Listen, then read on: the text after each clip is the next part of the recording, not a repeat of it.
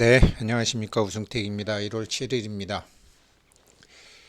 커런시로서는 실패한 비트코인, 파이코인이 대장주가 될 수 있을까?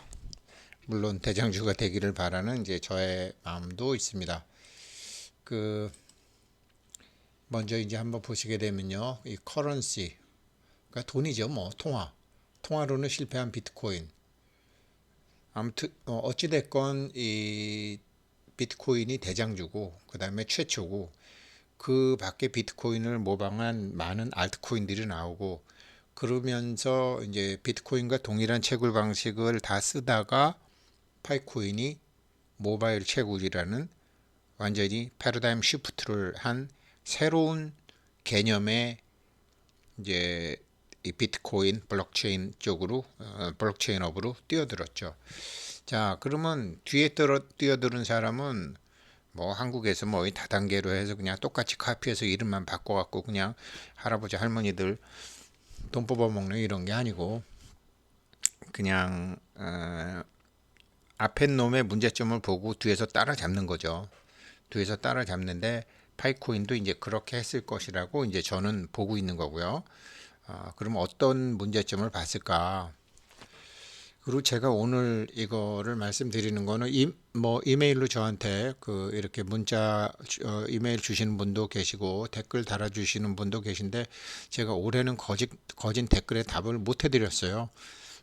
그리고 제일 이제 뭐 궁금해하시는 분들이 뭐 파이코인 같은 거는 다른 유튜브 채널에서도 굉장히 많은 정보 제가 말씀드리는 것보다 훨씬 정확하고 훨씬 빠른 정보를 많이 얻으실 수 있지만 제가 말씀드리는 이제 H&T 코인, 헬륨 코인이라든지 그 다음에 그 악샤 코인, 헬륨 코인하고 악샤 코인은 제가 다 인사이더 내부자니까 밖에 공개되지 않은 컨피덴셜한 정보를 제가 얻을 수 있고 그렇게 이제 알려드릴 수 있는 것이고요.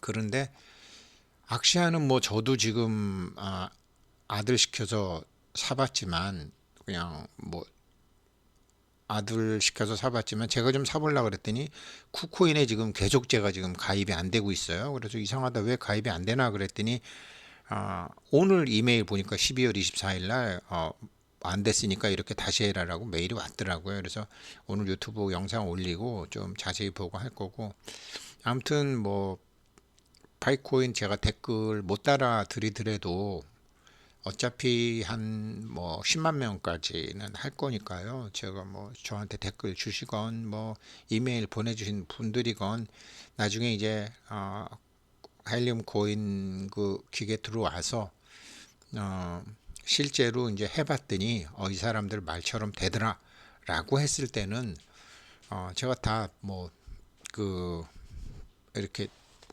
연락을 드릴게요. 그런데 이제 제가 이제 처음 거는 이거 완전 리스크 100%잖아요. 그러니까 제 돈으로 했고, 제가 제 돈으로 했고, 이제, 그 다음에 이거를 이제 해서 파는 사람들이 지금 300만 원에 파는 것으로 정했다고 그저께 들었어요. 한국에서 300만 원에 파는 거를 수로 그렇지만 그 사람들 1원도 안 냈어요. 왜 그러냐면 그 사람들도 지금 제가 이제 갖고 오는 게 정말 채굴이 그렇게 되고 그렇게 시장에서 그렇게 팔리냐 호환성이 있느냐 지켜볼 거니까요. 지금은 현재 리스크 100% 제가 안고 하는 거거든요. 그래서 이제 해보고 그 300만 원에 파는데 저는 뭐 300만 원 사실 분들은 사시고 저는 제 나름대로 무료로 드릴 수 있어요. 특히 젊은 분들은 제가 뭐 그러니까 증여세가 안 내고 소득세를 내시는 방법으로 스트럭처를 짜드릴 수 있어요. 그러니까 아무튼 그거는 제가 지금 몰라서 말씀 못 드리는 거지 뭐 댓글 안 달린다고 서운하게 생각하지 마시고요. 가장 중요한 거는 돈을 버시건 주식 투자를 하시건 파이코인 채굴을 하시건 업의 개념을 아셔야 돼요.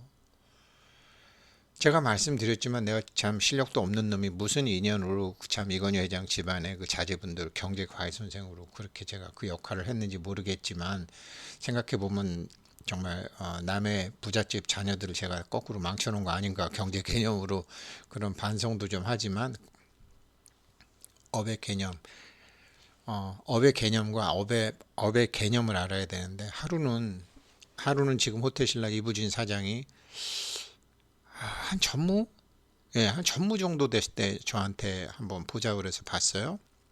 뭐 같은 층에 있었으니까. 그러면서 지점장님, 업의 개념은 뭡니까? 그래서 금융업이죠. 그랬더니 유통업 아닌가요? 그러는 거예요. 업의 개념 유통업 아니에요? 그러는 거예요. 아, 그러고 나서 생각해 보니까 이게 증권업이 유통업이네요. 보니까. 왜 그러냐면 자산운용사에서 만드는 펀드를 증권회사에서 파는 거잖아요. 뭐, 그 다음에 삼성전자나 뭐 각 상장된 회사, 거래소에 상장된 회사를 증권회사가 파는 거였잖아요. 그러니까 유통업이 맞는 거예요. 본질을 보게 되면. 그러나 이 업의 개념과 업의 본질은 약간 다른데, 업의 본질은 좀 더 근원적인 거지만 업의 개념은 시대에 따라 바뀝니다. 가령 예를 들어서 제가 근무했던 삼성증권만 해도 예전에는 삼성증권의 수익이 그 지점 직원들, 법인부 직원들의 매매로 인한 게 그 한 90%에서 한 60%까지 벌다가 지금은 그렇게 못 벌어요. 걔네들이 버는 게 10%, 20%밖에 안 됩니다. 그러니까 길거리에 증권회사를 볼 수가 없잖아요.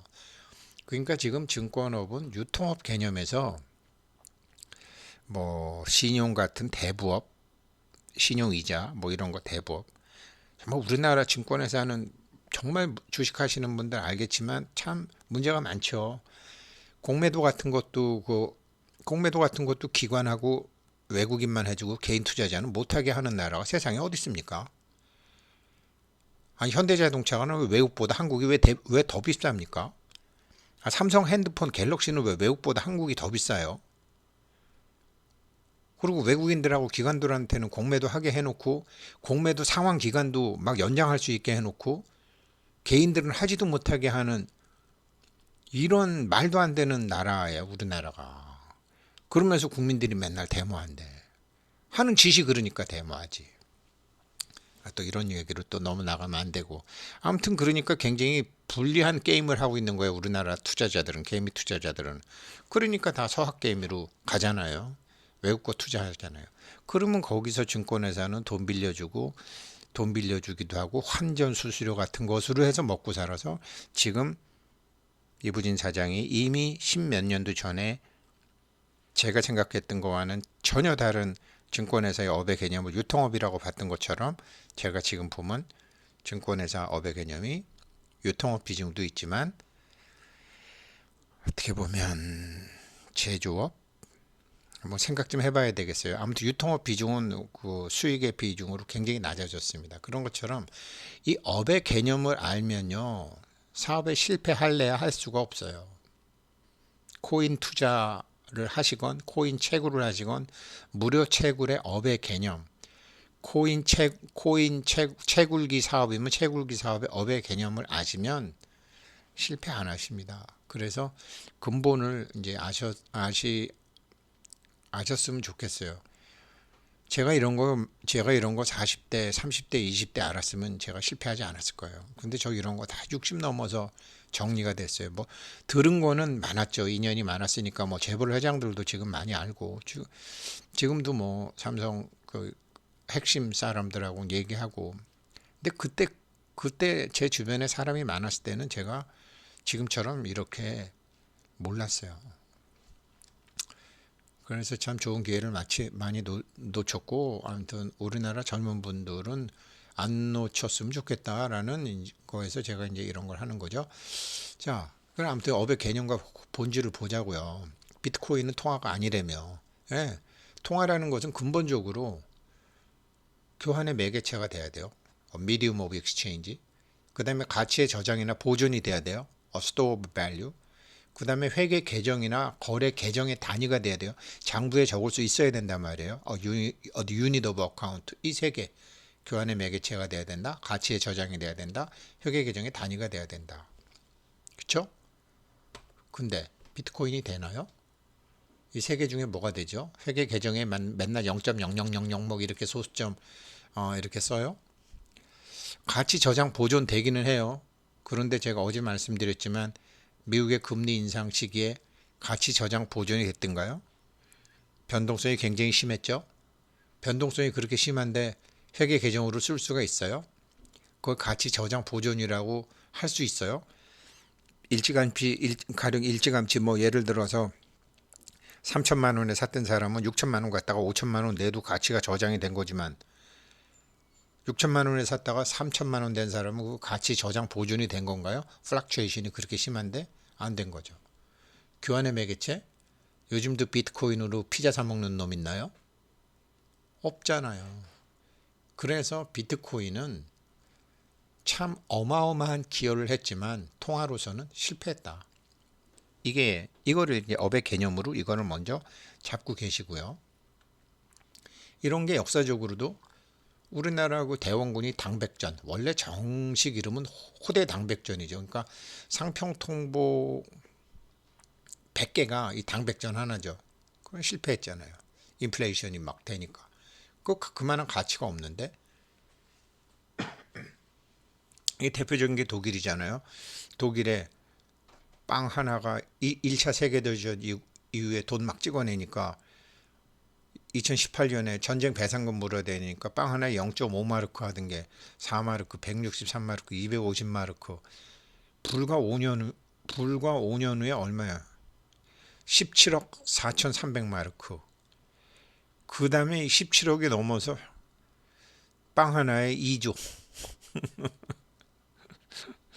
아, 맞나요? 100만, 1000만, 1억, 10억, 100억, 1000억. 2천억.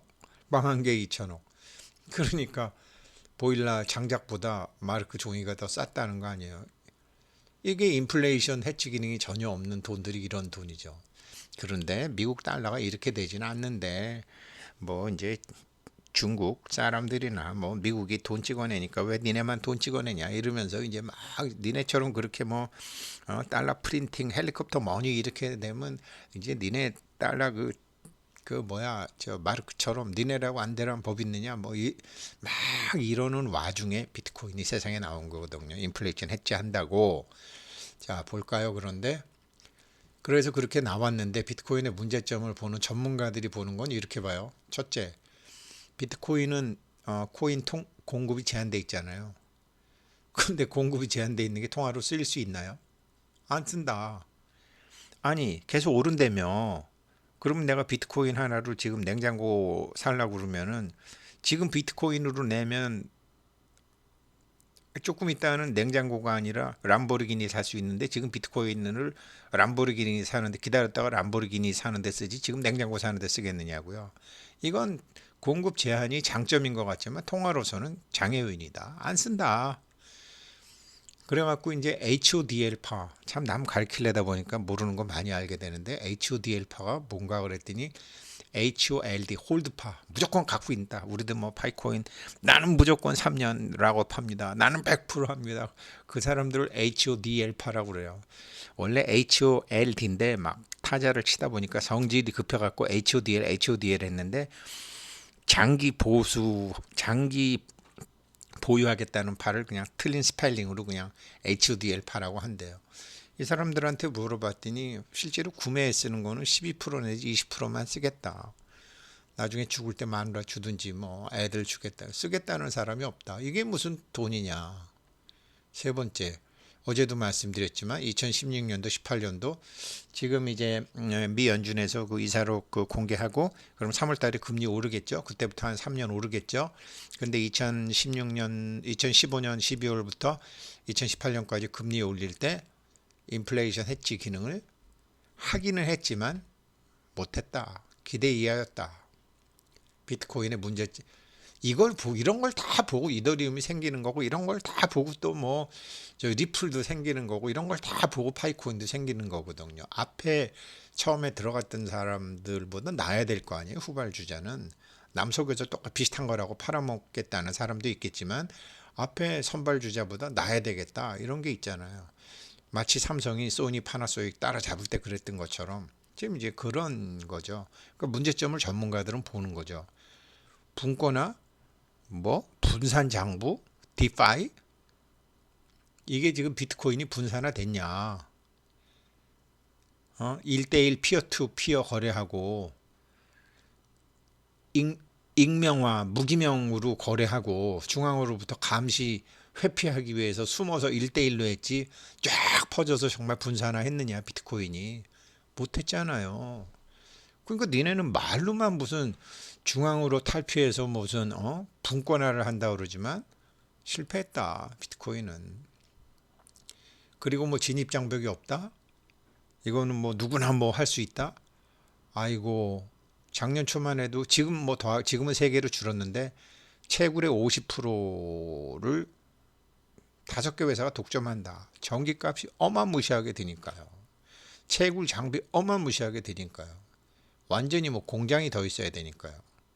이거 한국에서 그래픽 카드 수입하는 회사, 아니 우리 회사 그래픽 카드가 왜 이렇게 많이 팔려? 보니까 막 사람들이 뭐 저 뭐야 이 비트코인 채굴한다고 그래갖고 그러면 우리도 채굴해서 하나 만들어 보자 그래갖고 만들었다가 전기값이 더 드니까 포기해 버렸잖아요. 그러니까 지금 아주 큰 회사들이 지금 하고 있다. 진입 장벽이 너무 높다. 지금 비트코 11,000개 어카운트에 계좌에 40%의 비트코인이 몰려 있다. 이거는 무슨 소리냐? 상위 1%가 하위 50%보다 10배 이상을 다 점유하고 있다. 이미 부자들의 그 재테크 수단으로 전락한 지 오래다. 어느 나라 정치가든지 정치가들 돈 세탁하는 데 쓰인 지 오래다. 불쌍한 개미들은 뭐 이렇게 뭐 어쩌고 저쩌고 해서 이렇게 그냥 하고 할 뿐이다. 이렇게 듣고 뭐 어쩌고 뭐 분산하고 뭐 4차 산업 비트코인 칭찬하느라고 바빠요. 그 과자 부스러기들 먹느라고. 진짜 부자들은 숨겨진 부자가 드러난 부자로 거듭날 수 있는 또 다른 도구이며 그들만의 게임이며 가난한 사람들은 언제나처럼 높은 파도 위에처럼 위태위태한 신세다. 이런 게 있는데요. 제가 예전에 이제 하다 보면 뭐 벌써 20년 전 얘기니까 요즘은 이제 그런 방법 안 하겠지만 그 IMF 때 뭐 IMF 이후에 보게 되면 그때는 뭐 땅값이 2003년도부터 올랐으니까요. 부자들이 아들한테 압구정동에다 커피숍 내줘요. 하루에 매상이 한 30만 원밖에 안 됐는데 매상이 하루에 막 200만 원 된 거로 신고해요. 커피숍이 하루에 200만 원에서 한 달에 막 1년 1억, 한 달에 막 1억 정도 매출한 거로 신고해요. 왜 그랬을까요? 징여세보다 소득세가 싸거든요. 그래서 숨겨진 돈을 드러난 돈으로 만드는 거예요. 비트코인이 중국에서 거진 그런 식으로 썼고 우리나라도 그렇게 썼고 북한도 아마 그랬을 겁니다. 그러니까 이건 비트코인은 돈이 아니다. 그러니까 이게 지금 저기 바이낸스에서 나온 건데 이건 비트코인은 통화가 아니라 자산이다. 봐라, 인플레이션 해칭 자산이고 uncorrelated asset이라고 하지만 지금 이게 시간이 지남에 따라서 가치가 제일 많이 오른 게 비트코인이다. 자산이죠. 뭐 피아트 커런시, 에어라인 마일, 피아트 커런시라는 건 정부에서 그냥 인정하는 통화란 소리예요. 뭐 자전거, 건물 이런 거보다 우리나라는 뭐 빌딩이 더 올라갔지만 이거는 감가상각이 되고 인플레이션 어세 이렇게 되는데 금, 땅 이런 거보다 그다음에 희귀성 재료 이런 거 현금 이런 거보다 가장 시간이 지남에 따라서 자산이 올라간 게 비트코인이다. 이게 통화예요? 자산이지. 자기네들도 인정하잖아요. 그러니까 커런시가 아니다 더 이상. 뭐 미국에서 금리 인상한다 그러니까 뭐 할 것 같으니까 이사로 공개되니까 어제 이렇게 곤두박질 치잖아요. 이게 장부에 기재할 수 있나요? 이게 가치의 보존 저장이 되는 건가요? 여기서 산 사람들은 이게 가치 보존 저장이 되는 건가요? 안 되잖아요. 이러니까 파이코인은 지금 1,000억 개다. 공급 제한을 아니다. 우리는 1,000억 개 한다. 1,000억 개 한다. 그런데 이게 이 1,000억 개라는 게 그냥 1,000억 개가 아니고요. 굉장히 깊은 의미가 있어요. 제가 설명드릴게요. 그리고 제가 이건 제 뇌피셜인데 파이코인은 1,000불 이상 가면 안 돼요. 시가총액이 10조 달러 이상 가면 안 돼요. 당분간. 맥시멈 1,000불이에요. 맥시멈 1,000불. 그렇게 보시면 되고요. 금리 인상 시기? 뭐 3개월 후에 3월 달에 금리 인상하겠죠? 그러면 어떻게 되는지 3월 달에 그러니까 3월 14일 날 얘네들이 상장을 할지 6월 28일 날 상장하게 될지 모르지만 올해 3월 이후에 얘네들이 인플레이션 해지 기능이 그걸 잘 하는지 못 하는지 보면 알죠. 분권화 어느 코인보다 분권화 우수하죠. 쫙 흩어져 있죠. 진입장벽 없죠. 11,000개 어카운트 이런 거 전혀 걱정 없죠. 상위 1% 이런 거 전혀 걱정 없죠. 가난한 사람들도 언제나처럼 공헌 이익으로 과실을 누릴 수 있다. 그 중국계 여인 빵의 철학이라는 거 아니에요, 이게? 이게 파이코인이잖아요. 이게 왜 1,000불 이상 가면 비극이냐? 그러면 이게 1,000불 이상 가면 1,000불 이상 가면 실패한다고 저는 봐요. 3년 내로 1,000불은 찍을 거예요. 그러나 3년 이후에도 1,000불이 간다? 그거 문제가 있어요. 그래서 락업 3년 하는 거 잘 생각해 보셔야 돼요. 왜 그러냐면 미국이라는 나라가 지금 양적 완화한다 어쩐다 저쩐다 하지만 그 돈이 1조 달러, 2조 달러, 3조 달러 뭐 총 해서 4조, 5조, 6조 그동안 푸른 게 8조라든가 코로나 때문에 8조 달러를 풀었대요. 지금 그게 너무 많다고 하는 거 아니에요. 그런데 1,000억 개 1,000불이면은 1조 맞죠? 1조 아니야. 1,000억 개 1,000불이니까 1,000억. 그렇죠. 1조, 10조, 100조. 100조 달러인가요? 1,000억. 헷갈리냐. 100조 달러네요. 100조 달러. 이게 그러니까 그렇게 많이 못 올라가요. 여기서는 이제 1년만 몇 년만 본 거고요. 여기서. 그러니까 이게 우리가 뭐 지금 막 뭐 몇 조 달러 몇 조 달러 이러니까 이게 1,000불이 10조 달러 이상 못 가요. 그러니까 맥시멈 1,000불이면 100조 달러네요. 100조 달러인데 이게 뭐총 근데 이 총통화라는 게 뭐 총통화라는 게 예전부터 풀렸던 게 지금까지 오는 거잖아요. 근데 이것도 이제 내년부터 풀려 갖고 맥시멈으로 100조 달러 1,000불 이상 갈 수도 있겠는데. 그런데 이게 3년이다. 아무튼 통화로서의 기능을 하려면 제가 지금 무슨 말씀을 드리고 싶으냐면 비트코인의 모든 문제점을 얘네가 다 극복은 할 수 있는데 문제는 비트코인처럼 그렇게 파이코인 가격이 오르기만 한다면 안 쓰죠. 아니 왜 그거로 자전거 사요? 기다리고 있다가 여기 비트코인의 공급 이게 통화로서의 가장 큰 써야 될 거 아니에요. 근데 비트코인으로 뭐 포르쉐 살 수 있는데 지금 포르쉐 살 수 있는데 기다리면 비트코인 아니 파이코인도 포르쉐를 살 수 있는데 조금 더 기다리면 람보르기니를 산다. 누가 써요? 돈 쓰지 안 쓰잖아요. 그러면 통화로서의 가치 저장이 안 되니까 가치 교환이 안 되니까 이게 교환의 매개체로 안 쓰게 되면 또 실패죠. 그러니 가격이 너무 높아갈 수가 없는 것 같아요. 그래서 아마 이런 것을 이제 수급 조절하면서 맞출 텐데 한 1,000억 개라는 숫자 자체가 사실은 좀 저도 감이 잘 안 오는데 채권 거래해도 그렇게 잘 안 오는데 요거를 아무튼 뭐 제가 답은 오늘 드리지 못하지만 이 업의 개념과 본질로 놓고 볼 때 이게 무조건 3년 해갖고 많이 오르는 게 좋은 게 아니겠구나 라는 것 그렇게 오를 수가 없겠구나. 파이코인도 비트코인처럼 오른다면 실패구나. 물론 파이코인 니네가 실패하고 말고 나는 파이코인으로 돈 벌으면 돼. 비트코인이 통화로서 실패해도 나 돈 벌었잖아.